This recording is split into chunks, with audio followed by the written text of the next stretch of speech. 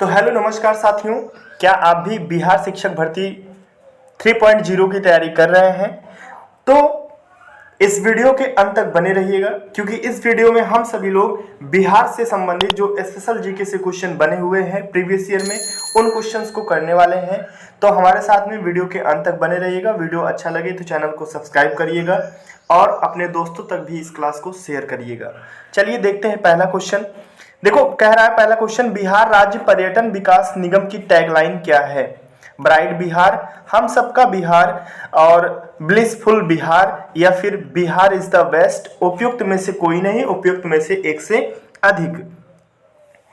तो देखो, अगर इस प्रश्न की हम बात करते हैं साथियों, तो इसका आंसर हो जाएगा blissful Bihar. Right answer option number C हो जाएगा। और मैं आपको बताना चाहूंगा बीपीएससी 2009 प्रीलिम्स का ये क्वेश्चन है, ठीक है। तो बिहार राज्य पर्यटन विकास निगम की जो टैगलाइन है वो क्या है?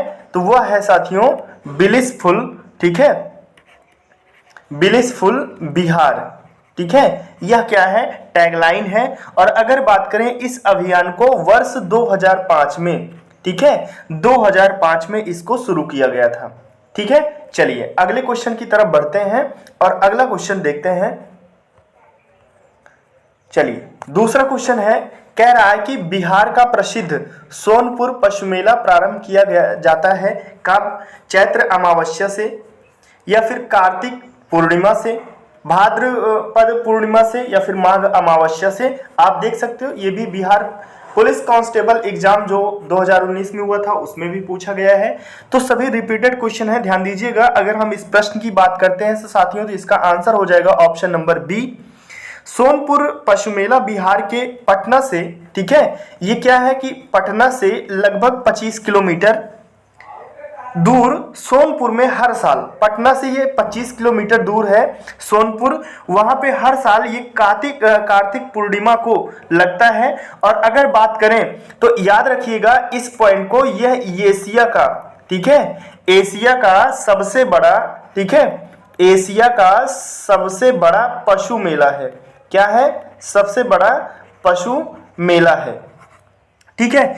मेले को अगर हम इसमें बात करें तो मेले को हरिहर मेला क्षेत्र के नाम से भी जाना जाता है।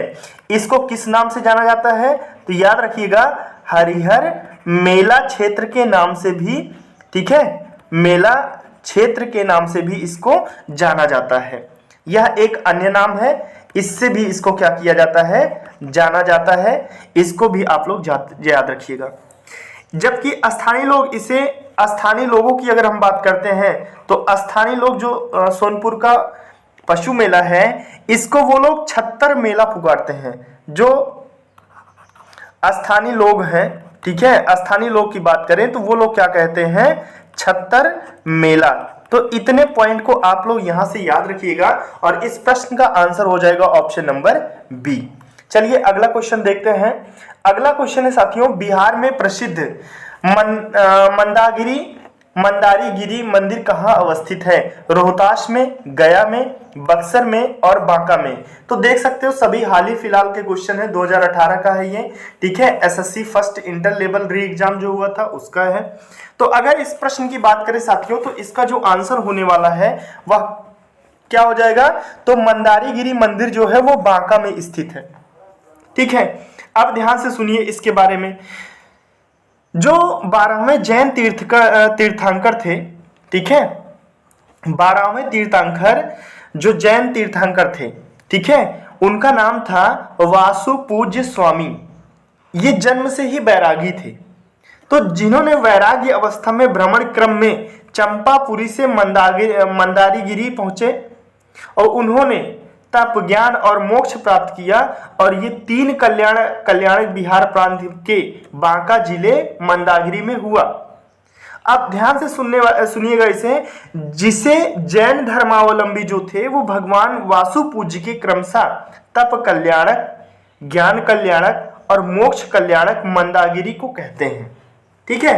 तो टोटली अगर हम बात करें तो ये जो 12वें, ठीक है, 12वें जैन तीर्थकर थे, ठीक है, सॉरी, जो 12वें जैन तीर्थकर थे, ठीक है,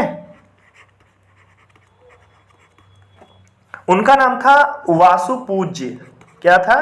वासु पूज्य।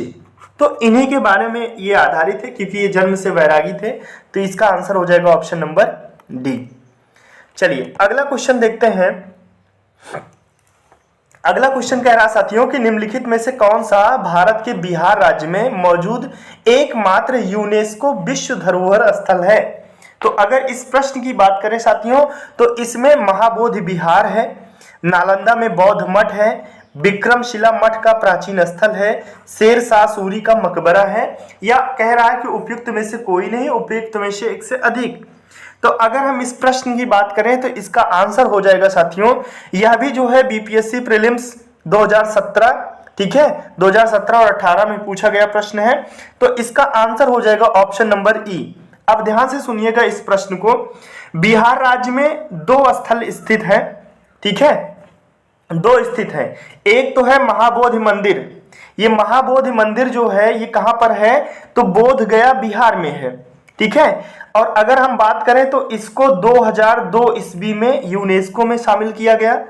दूसरा है नालंदा महाविहार, ठीक है, नालंदा महाविहार है।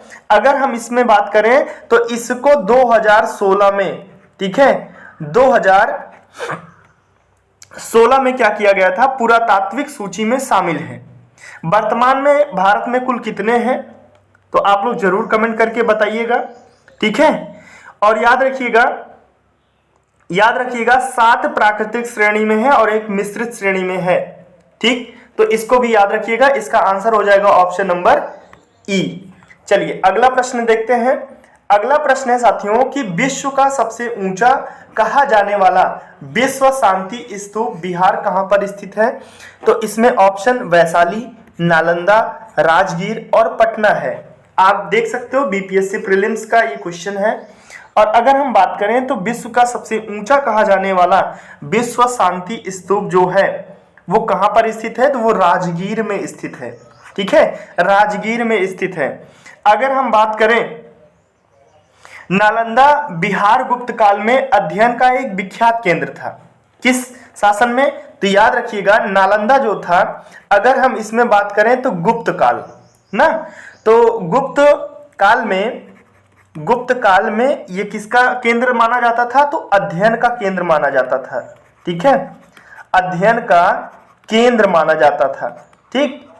अब यहां तक बात अगर क्लियर है तो इसीलिए बिहार को गुप्त शासक कुमार गुप्त द्वारा दान प्रदान किया गया था। और बख्तियार खिलजी के नेतृत्व में तुर्क मुस्लिम आक्रमणकारियों ने 1193 ईस्वी में इसको बहुत ज्यादा नुकसान पहुंचाया था। समझ रहे हो? तो इसका आंसर हो जाएगा सभी साथियों। एक बार अगर वीडियो अच्छा लग रहा हो तो जरूर चैनल को सब्सक्राइब करिए और अपने दोस्तों तक शेयर करिएगा। तो आंसर हो जाएगा ऑप्शन नंबर सी। चलिए अगला क्वेश्चन देखिएगा। कह रहे हैं कि बिहार के किस पर्यटन केंद्र पर गर्म जल के अनेक स्रोत हैं? तो देव है, बिहार शरीफ है, राजगीर है, पावापुरी है, ठीक है। तो देखो ये टूरिज्म डिपार्टमेंट का क्वेश्चन है, बीपीएससी के द्वारा पूछा गया है। तो ध्यान दीजिएगा अगर इसमें हम बात करते हैं तो राजगीर, इसका आंसर क्या होगा? ऑप्शन नंबर सी राजगीर हो जाएगा, जिसको राजगृह भी कहते हैं। ये बिहार की राजधानी पटना के पास नालंदा जिले में स्थित है। इस पर्यटन केंद्र पर गर्म जल के अनेक स्रोत हैं। राजगीर जल कुंड देश के पवित्र स्थानों में एक है, ठीक है। क्या है? राजगीर, ठीक है, राजगीर जल कुंड, ठीक है। जल कुंड को बहुत ही क्या माना जाता है? पवित्र माना जाता है। ये पवित्र स्थानों में से एक है बिहार में। तो राजगीर के अतिरिक्त मुंगेर और गया इन स्थलों पर भी गर्म पानी के स्रोत पाए जाते हैं। तो अगर हम राजगीर के अलावा बात करें तो 2 और ऐसे स्थान हैं, ठीक है, मुंगेर, ठीक है, मुंगेर को याद रखिएगा। मुंगेर के साथ साथ आपका क्या है? गया है। तो यहां से भी आपके गर्म पानी के क्या मिले हैं? स्रोत मिले हैं। और राजगीर में सतधारवा नामक 7 धाराओं से गर्म पानी निकलता है। तो यह पॉइंट आप लोग याद रखिएगा। राजगीर, ठीक है, राजगीर के, ठीक है, राजगीर में जो आपका क्या है? सतधारवा है, क्या है भैया, सतधारवा है। तो यहां से 7 धाराओं, ठीक है, 7 धाराओं में गर्म पानी निकलता है। तो इसको भी आप लोग याद रखिएगा, 7 धाराओं में गर्म पानी निकलता है, ठीक है भैया। इन सभी फैक्ट को आप लोग याद रखिएगा, कोई भी क्वेश्चन बन सकता है। चलिए आगे बात करते हैं अगले क्वेश्चन पर। यहां पर याद रखिएगा, विष्णुपद मंदिर कहां स्थित है। विष्णुपद मंदिर कहां पर स्थित है? तो साथियों इस प्रश्न का भी आंसर ऑप्शन नंबर डी हो जाएगा, गया में स्थित है, ठीक है। तो विष्णुपद मंदिर बिहार के गया जिले में फाल्गु नदी के तट पर स्थित है, ठीक है। तो इसको भी आप लोग याद रखिएगा, किस नदी के तट पर स्थित है? तो फाल्गु नदी के तट पर, ठीक है, नदी के तट पर स्थित है आपका विष्णुपद मंदिर। यह मंदिर भगवान विष्णु को समर्पित है और इस मंदिर में पत्थर पर विष्णु के चरण को प्रतीक के रूप में बनाया गया है। तो याद रखिएगा इस प्रश्न को भी। चलिए अगले प्रश्न की तरफ बढ़ते हैं। चलिए अगला क्वेश्चन ध्यान से समझिएगा, निम्नलिखित में से किस नगर में जापानियों ने विश्व शांति स्तूप का निर्माण करवाया था?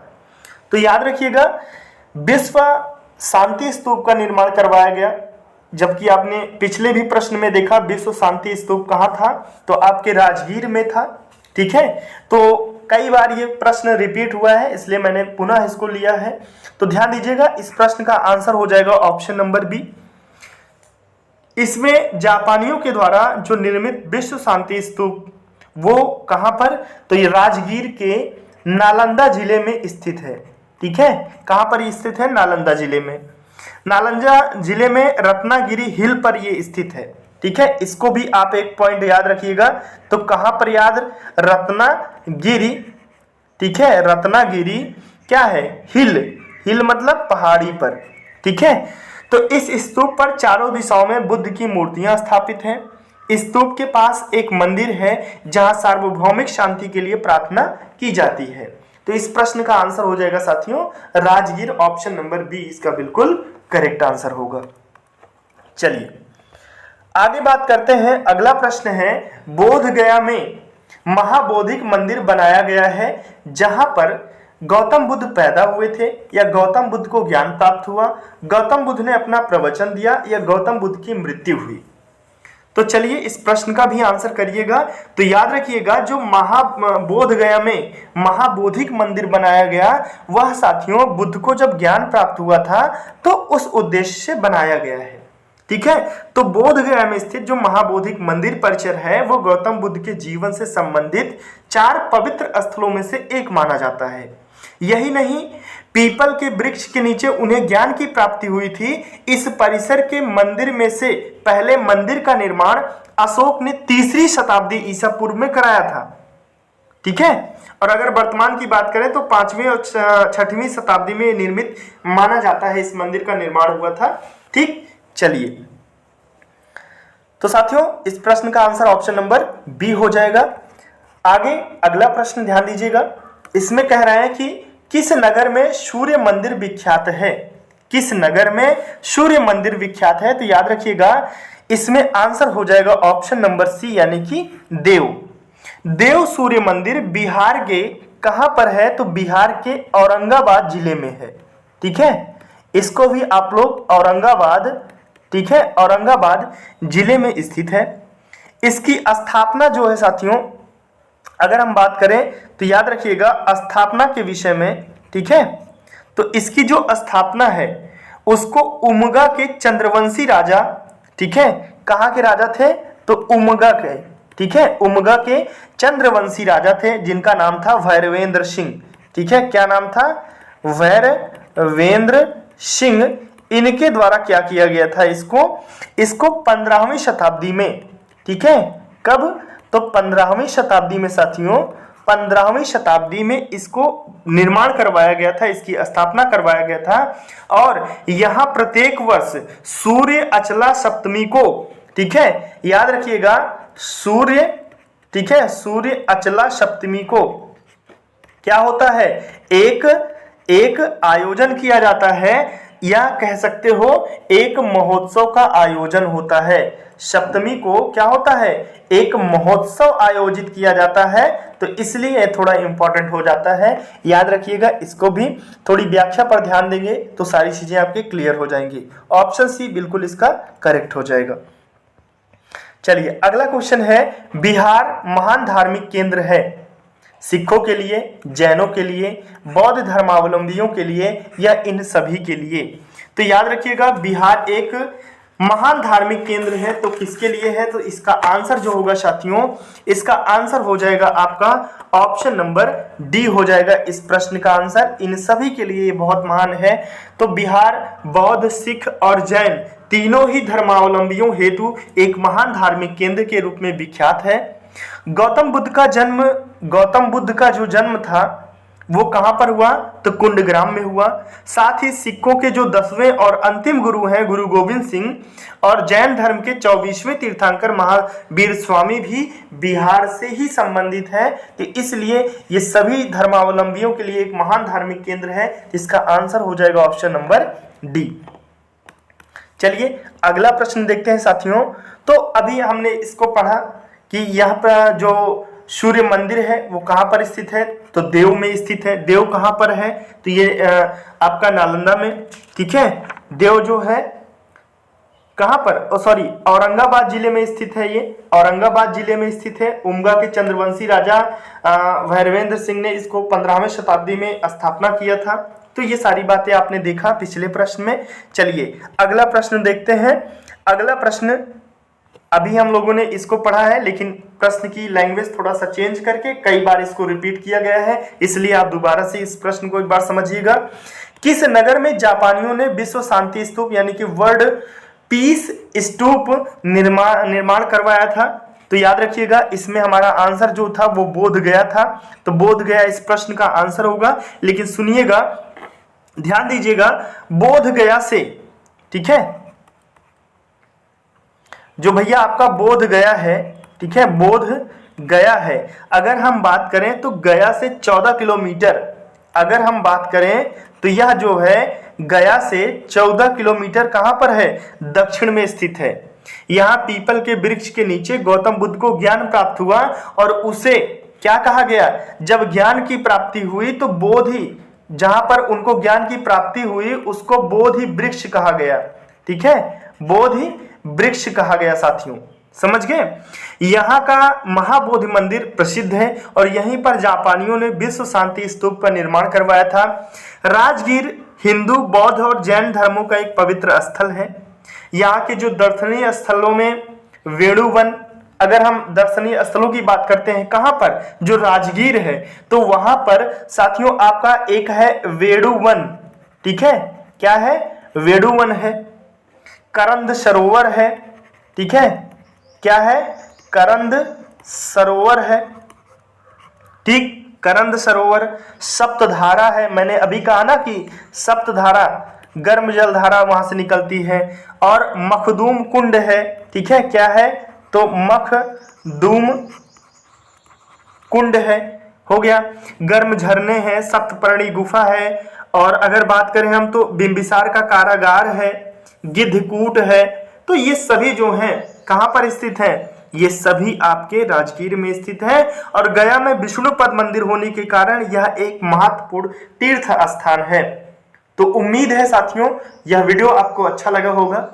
अगर आपने सीखा है तो आपको बहुत सारे इंपॉर्टेंट वीडियो में एक ही वीडियो में प्रीवियस ईयर को कंप्लीट करवाऊंगा, 2-3 साल के प्रीवियस ईयर को। तो साथियों अपना सपोर्ट बनाए रहिएगा हमारे चैनल के साथ में। चैनल को पहली बार विजिट किए तो सब्सक्राइब कर लीजिएगा, अपने दोस्तों तक भी इसको शेयर कर दीजिएगा। Thank you so much. जय हिंद, वंदे मातरम।